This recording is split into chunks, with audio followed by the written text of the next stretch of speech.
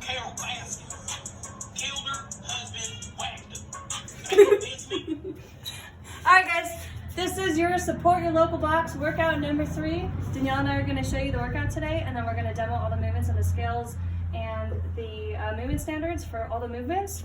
So workout number 3 is 50 dumbbell deadlifts, 50 pounds for male, 35 pounds for female, 50 AbMat sit-ups, 50 box step-ups, 24 for male, 20 for female, and 50 single arm dumbbell thrusters.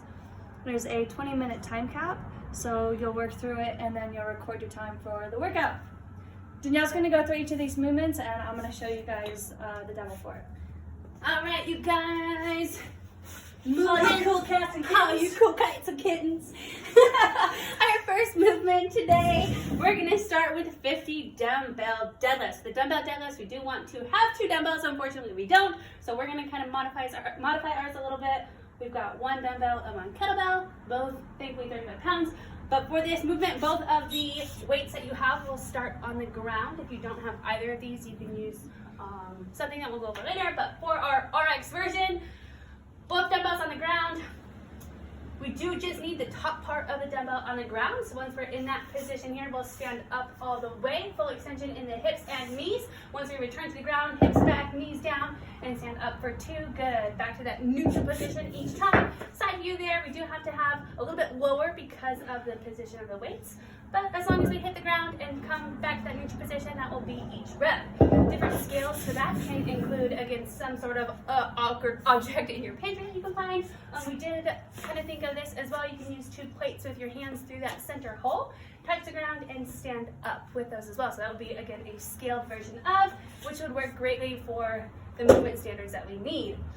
After our dumbbell deadlifts, we're going to move on to 50 AbMat sit-ups. If you don't have an AbMat, you can use a roll towel or a yoga mat underneath your back, but the position will start on the ground, so the shoulder blades have to touch the ground. For the RX version of this, we cannot have the feet anchored, nor can we bring the hands overhead. So shoulder blades will start on the ground, hands can be by your side. We're going to reach up and touch our shoelaces or close to the ground next to, and come back down, shoulder blades to the ground. Again, don't let those hands pass your head.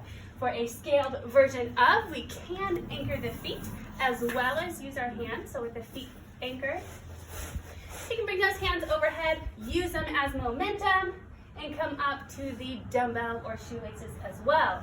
Another version of the sit-up with a scaled.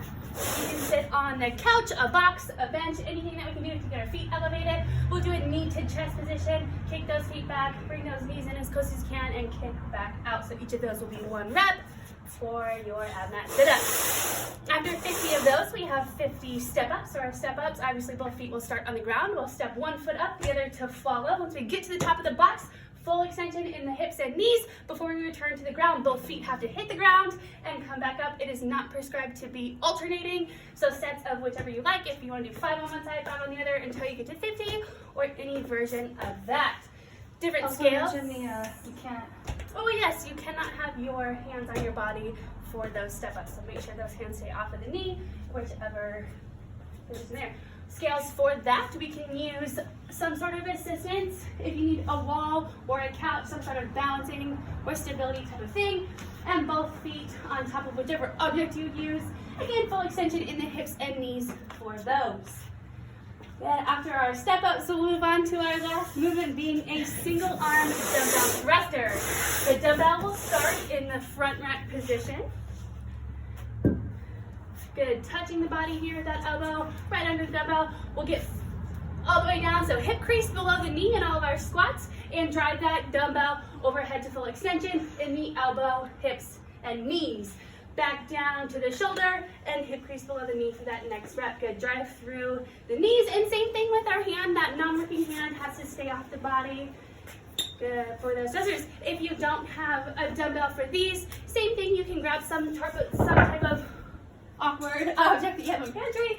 For example, we have something with a handle here. We've got a little thermal. Focus on that movement, the hip crease below the knee, and then full extension overhead. It doesn't have to be heavy, especially if thrusters are challenging or challenge your mobility. Just focus on the depth and driving overhead. We want to finish directly over the center of the body, full extension, in everything. We'll go through 50 of those until you hit 20 minutes, or that workout will be for time. You can do for time or until you hit 20 minutes. Have fun, you guys. This will be a good one. I'm excited for it. I think we'll do it probably tomorrow or the next day ourselves, but good luck, have fun.